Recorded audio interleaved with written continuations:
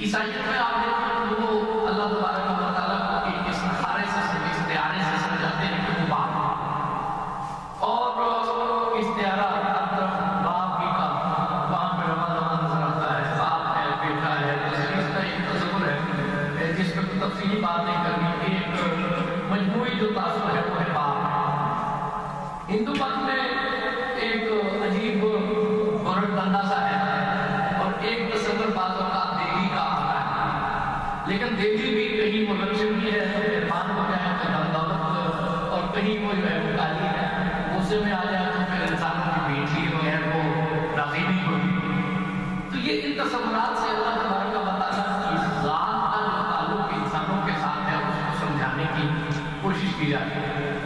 اللہ تبارک و تعالیٰ نے قرآن میں اپنی ذات کو کسی تشبیہ سے نہیں سمجھایا، کسی تشبیہ سے نہیں سمجھایا، کیونکہ کوئی تشبیہ جو ہے وہ اللہ کے شایان شان ہے نہیں ہے، کوئی بھی تشبیہ اللہ کے شایان شان نہیں ہے، لیکن اللہ تبارک و تعالیٰ نے اپنی ذات کا جو تعلق بندوں سے ہے نا اس کو ایک لفظ سے سمجھایا ہے اور وہ ہے رحمت، وہ ہے رحمت۔ اور رحمت کو اگر سمجھنا ہو نا، رحمت کا مزاج اگر سمجھنا ہو ایک جگہ پہ نظر آئے گا اور وہ ہے ماں، وہ ہے ماں، تشبیہ نہیں دی، لیکن مزاج کو سمجھانے کے لیے جو ہے وہ اللہ نے لفظ رحمت اختیار کیا ہے، ماں کے ساتھ تشبیہ نہیں دی، لفظ رحمت اختیار کیا ہے۔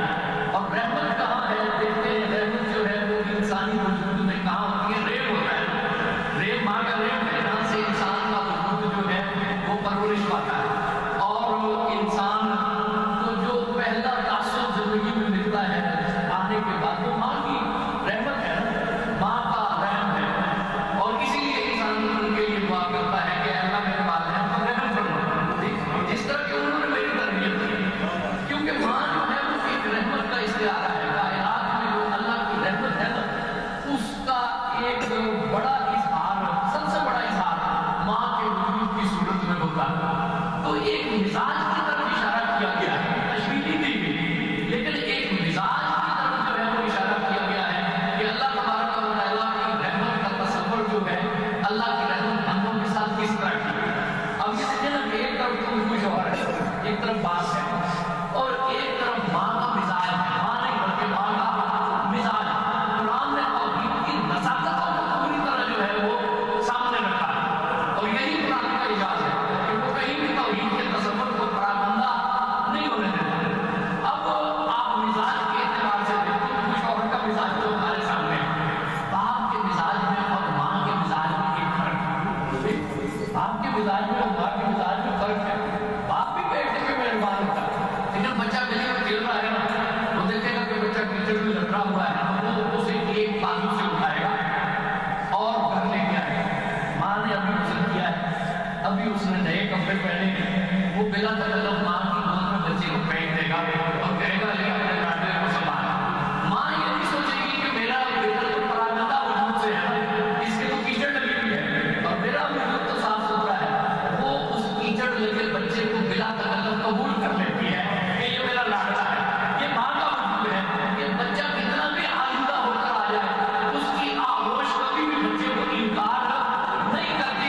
اللہ رب العزت رحمان اور رحیم ہے، انسان کتنا بھی پراگندہ ہو جائے وہ کبھی بھی اپنے بندے کو انکار نہیں کرتا، وہ کبھی بھی اس کو انکار نہیں کرتا۔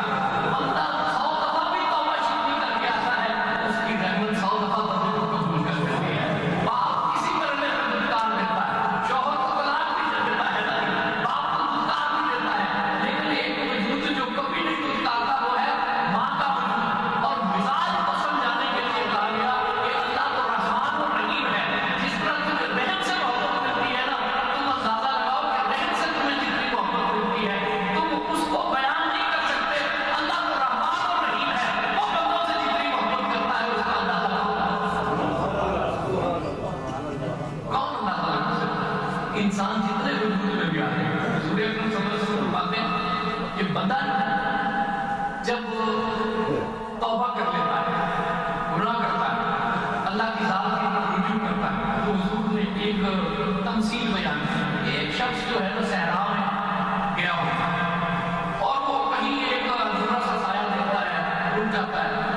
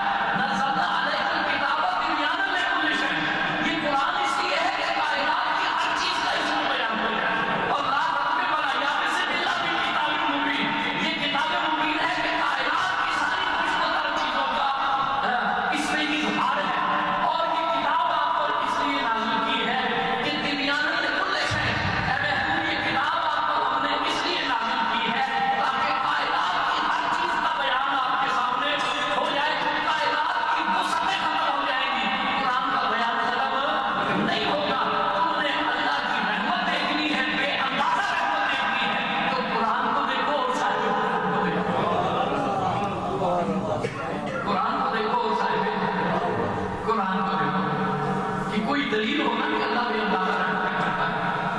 نزلنا علیک الکتاب تبیانا لکل شیء، یہ ایک ایسی کتاب ہے کہ تمہاری زندگی کی حقیقتیں کیا، کائنات کی مسئلے ختم ہو جائیں گی، قرآن کے علوم ختم نہیں ہوگی. اور یہ قرآن ہے سینہ مصطفیٰ میں، سینہ مصطفیٰ میں ہے.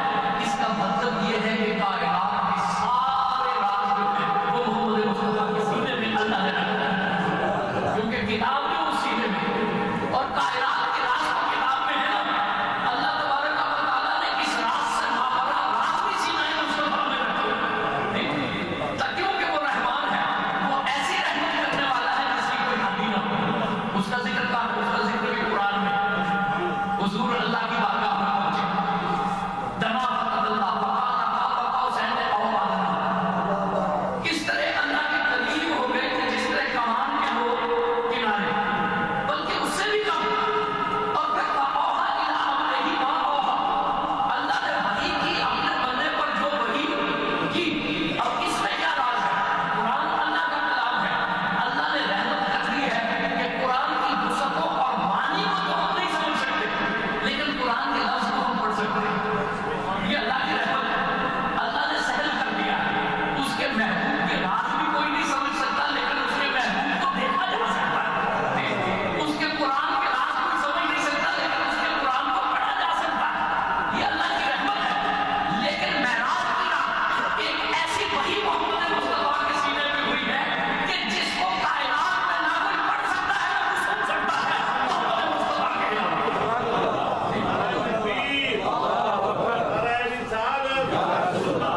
یہ قرآن ہے. اسے لوح محفوظ میں لکھ دیا، جبریل نے اسے پڑھ لیا، جبریل نے محمد مصطفیٰ کو سنا دیا، محمد مصطفیٰ نے امت کو سنا دیا، امت نے سن بھی لیا، لکھ بھی لیا، پڑھ بھی لیا.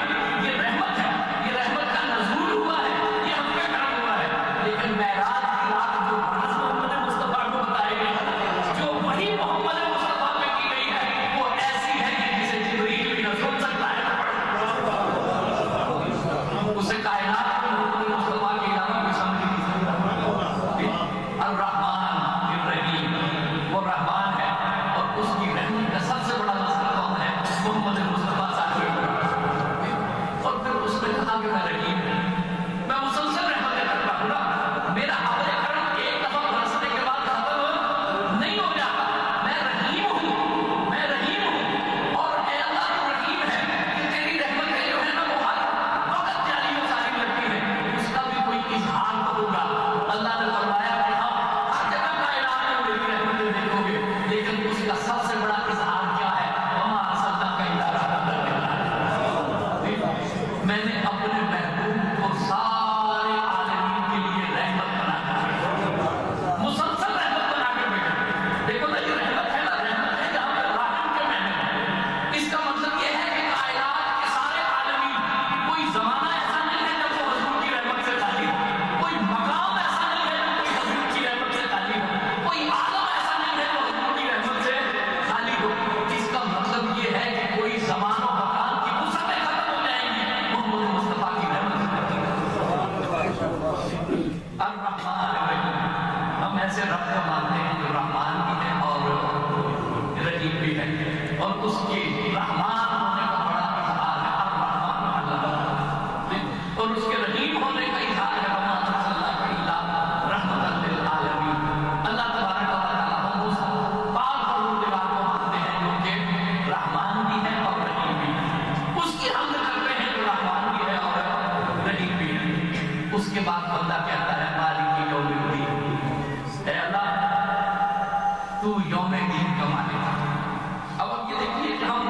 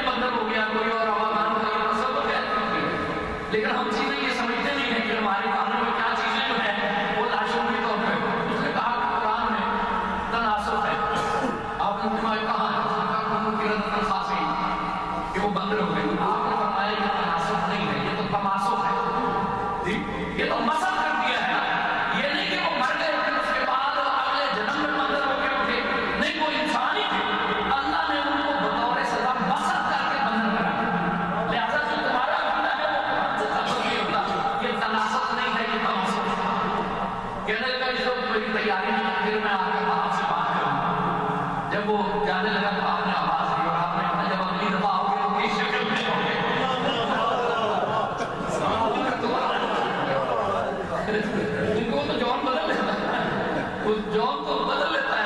آپ نے کہا کہ کیا پتا تم مر جاؤ اور اگلی دفعہ ہو تو کس صورت میں آؤ, تو یہ بھی بتاتے جاؤ جب اگلی دفعہ ہوگے تو کس صورت میں آؤ گے.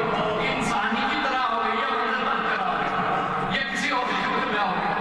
وہ بھی ہنسنے لگا, کہنے لگا میں آپ سے گفتگو نہیں کر سکتا. تو یہ کوئی نہیں ہے, ایک وقت ہے کہ سب نے اپنی روحوں نے زندہ ہونا ہے اور دوبارہ جو ہے وہ انسان کے سامنے پیش ہے. میں نے عزیر علیہ السلام کا واقعہ بیان کر دیا کہ اللہ نے گدھے کو زندہ کر دیا, کہ اللہ تبارک و تعالیٰ قادر ہے کہ وہ سارے اجزاء کو اکٹھا کرے اور دوبارہ ان میں روح ڈال دے. میں نے اجزاء کو زندہ کر دیا. اور پھر اب یہ دیکھیں کہ جب قیامت کا تصور ہے, کچھ لوگوں میں ہاں ایک کفارہ ہے, یسوع مسیح نے کفارہ دے دیا, اب جب یسوع مسیح کو مان لے گا تو بس اب وہ سب جو ہے وہ غیر مشروط طور پر بخشش ہو گئی. یہ ایسا کوئی تصور قرآن میں نہیں. قرآن کہتا ہے مالک یوم الدین. اللہ جو ہے وہ دین کا, یوم الدین کا مالک ہے. المتصرف فی اعیان المملوکۃ کہتا ہے کہ کوئی بھی ایسا نہیں ہے جس کا عمل جو ہے وہ حتمی طور پر اللہ کے ہاں دلیل بن گیا ہو. اللہ روز حساب میں جو چاہے گا جو چاہے گا وہ کرے گا. کوئی قوم ہے وہ کہتی ہے کہ ہم کو اللہ کے قریبی اور ہمیں لم یمسنا النار الا ایام معدودۃ, ہمیں تو کوئی جہنم میں ڈال ہی نہیں سکتا. اگر ہمیں جہنم میں ڈالا بھی گیا تو چند دن ہوں گے, چند دن ہوں گے. تو اللہ تبارک و تعالیٰ نے جب یہ مکالمہ ہو رہا تھا تو حضور کو کہا گیا تھا کہ یہ اللہ کے اتنے ہی پیارے ہیں تو انہیں کہو کہ مرنے کی دعا کرو کہ موت دے دو. قرآن نے جو ہے یہ کہہ دیا کہ مالک ہے, متصرف ہو بھی آیا نے مملوکت نے کہا یشاء جیسا چاہے گا وہ ویسا کرے گا. لیکن کہا گیا کہ یوم دین ہے, یوم دین ہے. اس کا یہ مطلب نہیں ہے کہ اللہ کی ذات ظلم کرنے والی ہے. اگر کسی کی گرفت ہوگی نا تو اس لیے نہیں کہ اللہ کو کوئی شوق ہے نمرود کی طرح کہ میں جسے چاہوں زندہ کروں جسے چاہوں مطلب ایک بے گناہ بہت کے بات بتا نہیں. اللہ کی ذات ظلم نہیں کرتی. یہ یوم دین ہے. اس دن کو یوم دین کہا. دین کیا ہے؟ اللہ گناہ دانو کہ جیسی کرنی ویسی کرنی. اگر کوئی گرفت میں آئے گا اس لیے نہیں کہ اللہ کی ذات ظلم کرتی ہے, وہ گرفت میں آئے گا تو اس لیے آئے گا کہ اس کے اعمال بھی ایسے ہیں, اس کے اعمال بھی ایسے ہیں. لیکن ایک لفظ میں کتنی نزاکت ہے. یہ ہے قرآن کا بیان کرتا تصور قوی, یہ ہے تصور قوی. لیکن اس کی ذات ظلم کرنے والی نہیں ہے. وہ مالک ہے, وہ جیسا چاہے گا وہ کرے گا. لیکن اس کا یہ مطلب نہیں ہے کہ کسی نے نیکی کی ہے کوئی اس کا محبوب ہے تو وہ قدر کرنے والا نہیں ہے. اس کا یہ مطلب نہیں ہے کہ وہ جبر کرنے والا ہے. اس نے خل منزل الذی یشفع عنده, کون ہے جو اس کے آگے شفاعت کرے الا باذنہ. لیکن جسے اللہ تبارک و تعالیٰ نے اذن دے دیا ہو, جسے اللہ نے اذن دے دیا ہو, جسے اللہ اذن دے دے وہ شفاعت کرے, جسے اللہ اذن دے دے وہ شفاعت کرے گا. یہ جو تصور ہے یہی اعتدال کا تصور ہے, یہی اعتدال کا تصور ہے. شفاعت کی کلی نفی بھی نہیں ہے اس لیے کہ کوئی انسان گناہوں کا عادی نہ ہو جائے کہ بس میری تو شفاعت ہو گئی. لیکن شفاعت کی کلی نفی بھی نہیں ہے اس لیے کہ انسان اللہ کی رحمت سے مایوسی نہ ہو جائے, انسان اللہ کی رحمت سے مایوسی نہ ہو جائے. اور شفاعت کرنے والی ذات جو ہے وہ شفاعت کبریٰ کی ذات کیا ہے. جب قیامت کی ہولناکی ہوگی نا, حدیث ہے صحیح حدیث بخاری شریف کی شاید سے کی حدیث تھی جس پہ محدثین نے, جسے اکثر سارے محدثین نے بیان کیا ہے حدیث کو مختلف جزیات کے ساتھ. میں اس کا خلاصہ بیان کرتا ہوں, وقت نہیں ہے کہ لوگ حضرت آدم کے پاس جائیں گے شفاعت کریں, وہ کہیں گے سب کو ملا گئے. پھر حضرت نوح کے پاس جائیں گے, کہیں گے سب کو ملا گئے. پھر حضرت ابراہیم کے پاس جائیں گے, وہ کہیں گے سب کو ملا گئے. پھر حضرت موسیٰ علیہ السلام کے پاس جائیں گے, وہ کہیں گے سب کو ملا گئے. پھر حضرت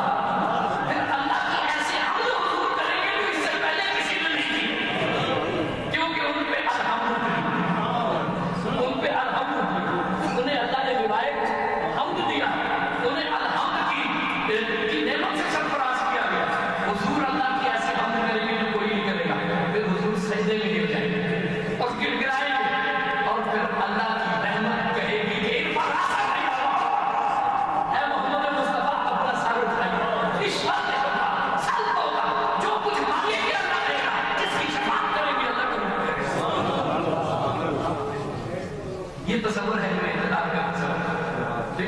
حضرت امام باقر صاحب، امام باقر وہ کہنے لگے کہ لوگ کہتے ہیں کہ قرآن کی ایک آیت بڑی بڑی افضال کہ لا تقنطوا من رحمت اللہ یا عبادی الذین اسرفوا علی انفسہم لا تقنطوا من رحمت اللہ، کہ اے وہ لوگ جس نے اللہ کی ذات پہ ظلم کر لیا وہ مایوس نہ ہو، اللہ رحم کرنے والا. لوگ کہتے ہیں کہ یہ آیت بڑی بڑی افضال، لیکن ہم کہتے ہیں اس سے بھی ایک امید افزا آیت ہے، اور وہ آیت ہے وَلَا سَوْفَ يُعْطِيكَ رَبُّكَ فَتَرْضَىٰ. اے محبوب اللہ آپ کو اتنا دے گا کہ آپ راضی ہو جائیں گے، راضی ہو جائیں گے. کیوں کہ یہ آیت کو ہے نا بندوں میں چھوڑا گیا ہے، لا تقنطوا من رحمت اللہ، کہ اللہ کی رحمت سے مایوس نہ ہو. اللہ نے تو کہہ دیا مایوس نہ ہو، لیکن بندوں کا کیا ہے، بعض اوقات وہ مایوس ہو جاتے ہیں. ہم دیکھتے ہیں کہ لوگ خودکشی کر لیتے ہیں، جاننے والے بھی خودکشی کر لیتے ہیں، بندہ پھر بھی مایوس ہو جاتا ہے. لیکن والا سوفا یوتی کا رب کا فتح تھا، حضور کے قریب میں چھوڑا گیا کہ جب تک اللہ آپ راضی نہیں ہو جائیں گے اللہ آپ کو دیتا چلا جائے گا. وہ کہتے ہیں ہم اہل بیت کہتے ہیں کہ اس سے امید افزا آیت اور کوئی نہیں ہے.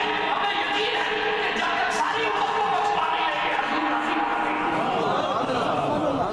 والا سوفا یوتی کا رب کا فتح، کہ اس سے امید افزا آیت کیا ہے کہ اللہ نے اپنے محبوب کو کہا کہ جب اللہ آپ کو اتنا دے گا کہ آپ راضی ہو جائیں گے. یہ کیسے ہو سکتا ہے کہ حضور کا ایک امتی کی تکلیف میں ہو اور حضور راضی ہو دکھائی دے. سب کو دیے بغیر حضور جو ہے وہ راضی ہونے کا اعلان نہیں کریں. مالک یوم الدین، وہ ہے جو دین کا مالک ہے. اب بات کو سمجھ لیتے ہیں، تھوڑا ہے کہ موضوع نہیں گیا ہے، مجھے ایک سفر کرنا ہے. تو ان شانوں کے اعلان کے بعد یہ دیکھیے جو رب العالمین اور رحمان الرحیم وہ مالک یوم الدین ہے، اس کی حمد ہوتی ہے. کتنا خوبصورت تصور ہے، اس سے خوبصورت تصور توحید کا کہیں مل ہی نہیں سکتا. اس کے بعد کہا کہ ایاک نعبد و ایاک نستعین، کہ ہم کہ تیری ہی ہم عبادت کرتے ہیں. ترجمہ کیا کہ تیری ہی ہم عبادت کرتے ہیں، ہم عبادت کرتے ہیں. اب دیکھیں ایاک کا یہ مفعول ہے کہ تیری ہی ہم عبادت کرتے ہیں. میں نے کہا نا کہ تعلق ہے نفی ذات کر دینا، میں کی نفی ہے. یہ جب عبادت کرتے ہیں نا تو کوئی اپنی عبادت پہ آخر نہیں ہے،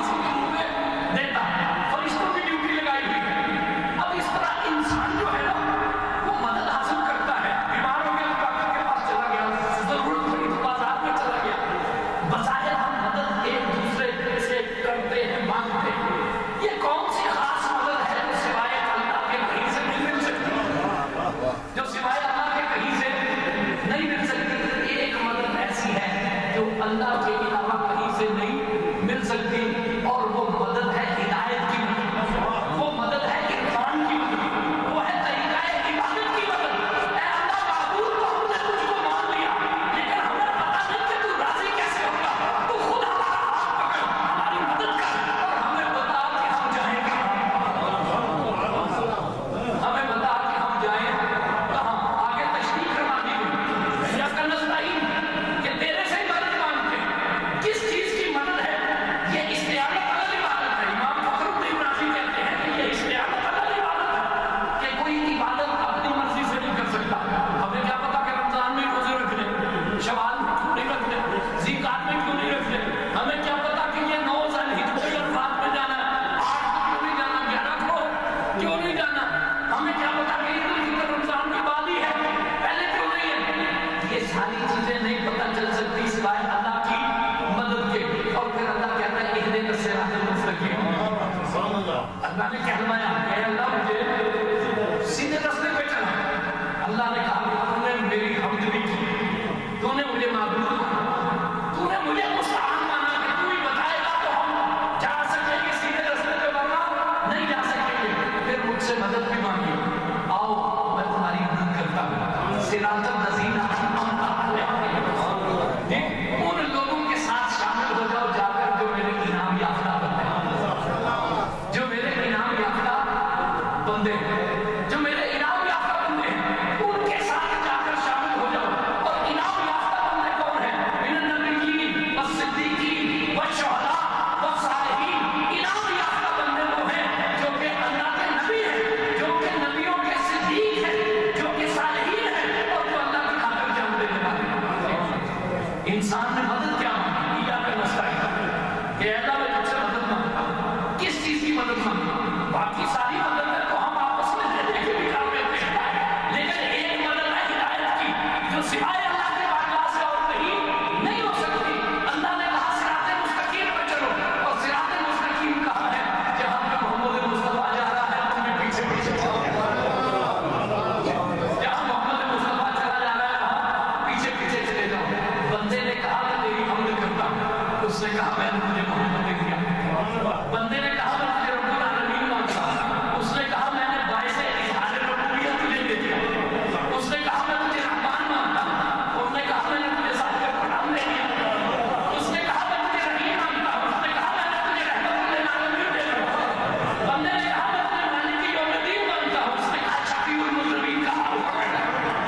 اس نے کہا ایاک نعبد، میں تجھے معبود مانتا ہوں، اللہ نے کہا محبوب میں نے تجھے دے دیا۔ اس نے کہا میں نے تجھے مستعان مانا، اللہ نے کہا میں بھی تیرے پہ احسان کرتا ہوں۔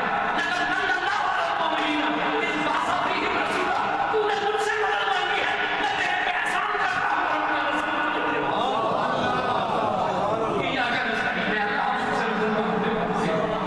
اللہ نے کہا میں مدد کرتا ہوں، تو نے مجھے مستعان مانا، میرے سے مدد مانگی، میں تیرے پہ احسان کرتا ہوں۔ لقد من اللہ علی المؤمنین، اللہ نے مومنین پہ احسان کیا، اور احسان کیا کیا؟ اپنا محبوب نے دے دیا۔